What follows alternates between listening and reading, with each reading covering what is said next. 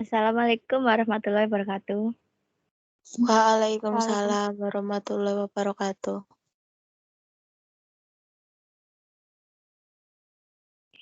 Di sini kami akan mempresentasikan tentang persatuan dan kesatuan bangsa Indonesia dari masa ke masa. Dan sebelumnya perkenalkan nama kelompok kami terlebih dahulu. Nama saya Gladys Dayunat Basara, absen 15. Nama saya Monika Salsabila Sofyani dari absen 21. Dan persatuan dan kesatuan bangsa Indonesia dari masa ke masa terbagi menjadi 6 masa.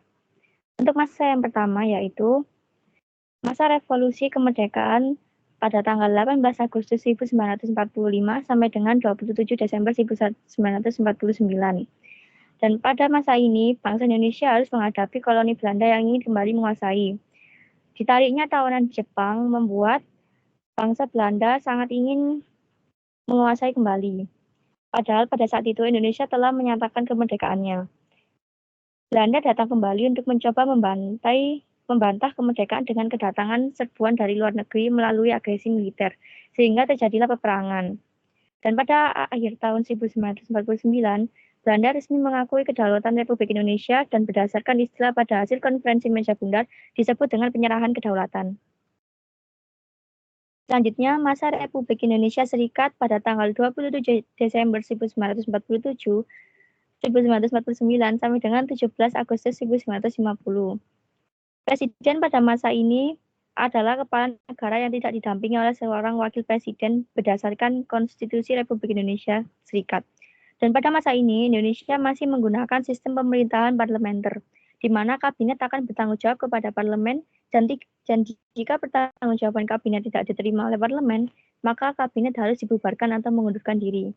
Berdasarkan hasil perundingan pada konferensi Meja Bundar dengan Belanda, Indonesia harus berubah dari negara kesatuan menjadi negara serikat. Pada masa Republik Indonesia Serikat, terjadi dinamika kesatuan dan kesatuan bangsa yang diwarnai dengan berbagai pemberontakan. Selanjutnya, masa demokrasi liberal 17 Agustus 1945 sampai 5 Juli 1959. Karena Indonesia menggunakan UUD sementara, maka dibentuk sebuah badan untuk merumuskan Undang-Undang Dasar.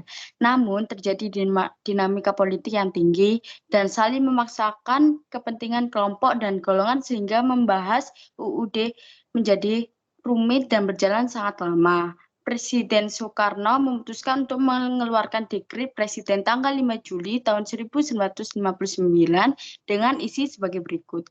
1. Pembubaran konstitusi. 2. Memberlakukan kembali UUD 1945 dan tidak berlaku UUDS 1950. Yang ketiga, pembentukan MPR dan DPA sementara. Pada masa ini terjadi berbagai pemberontakan. Dan selanjutnya, masa demokrasi terpimpin pada tanggal 5 Juli 1959 sampai 12 Maret 1967 melalui dekret Presiden tanggal 5 Juli 1959, pemerintah memberlakukan kembali UUD tahun 1945, berarti sistem pemerintah yang dijalankan adalah sistem pemerintah presidensial. Presiden menjadi kepala negara dan kepala pemerintah, namun dalam pelaksanaannya tidak sesuai karena kedudukan presiden lebih dominan. Penyimpangannya terjadi, contohnya para pemimpin MPR, DPR, BPK, dan MA diberi kedudukan sebagai menteri, sehingga ditempatkan sebagai bawahan presiden. Presiden membubarkan DPR tahun 1960 dan adanya UU nomor 19 tahun 1964 yang membuat presiden berhak untuk mencampuri proses peradilan. Pada masa ini juga ada pemberontakan yang terjadi, yaitu pemberontakan G30 SPKI. Dan untuk masa Orde Baru pada tanggal 12 Maret 1967 sampai 21 Mei 1998. Pada masa Orde Baru ini, sistem pemerintah tetap berdasarkan UUD tahun 1945, yaitu sistem presidensial. Presiden menjadi penyelenggara negara dengan bantuan para menteri. Selama Orde Baru telah terbentuk 7 kabinet dengan nama Kabinet Pembangunan 1 sampai Pembangunan 7, tetapi dalam pelaksanaannya terjadi penyimpangan-penyimpangan seperti pemberantasan hak politik rakyat, pemusatan kekuasaan di tangan Presiden dan KKN. Setelah itu kekuasaan Orde Baru berakhir setelah munculnya perlawanan rakyat terhadap kekuasaan Soeharto melalui gerakan reformasi. Akhirnya Soeharto mundur dari jabatannya pada 21 Mei 1998 dan digantikan wakil presiden yaitu B.J. Habibie sebagai Presiden RI ketiga.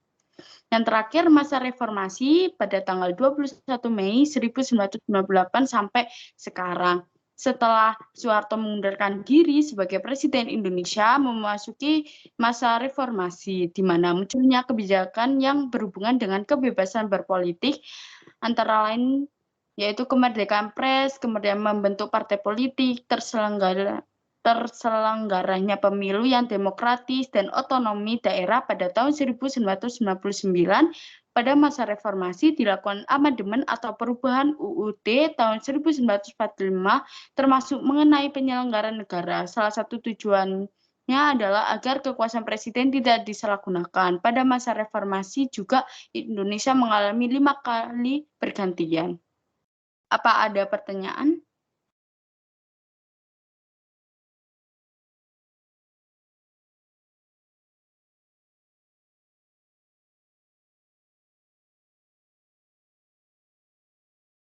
Saya ada.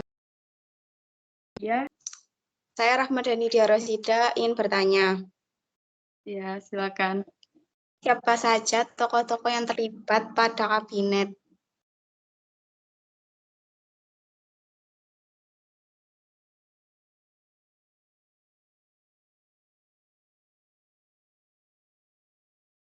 Yang pertama, Kabinet Natsir pada tanggal 6 September 1950 sampai 27 April 1951.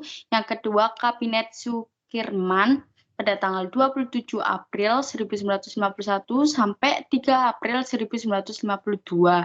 Yang ketiga, Kabinet Wilopo 3 April 1952 sampai 30 Juli 1953.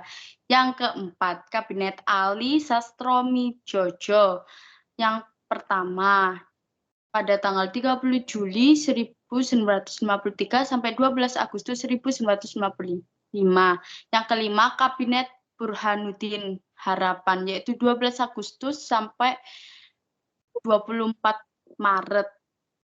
Yang keenam, Kabinet Ali Sastroamidjojo kedua, 24 Maret sampai 99 April. Yang ketujuh, Kabinet Juanda, yaitu pada tanggal 9 April sampai 10 Juli. Oke, terima kasih. Oke. Sekian presentasi dari kami. Wassalamualaikum warahmatullahi wabarakatuh. Waalaikumsalam warahmatullahi wabarakatuh. Terima kasih teman-teman. Oke, bye-bye. Terima kasih ya. Bye. Dadah. Bye-bye. Terima kasih.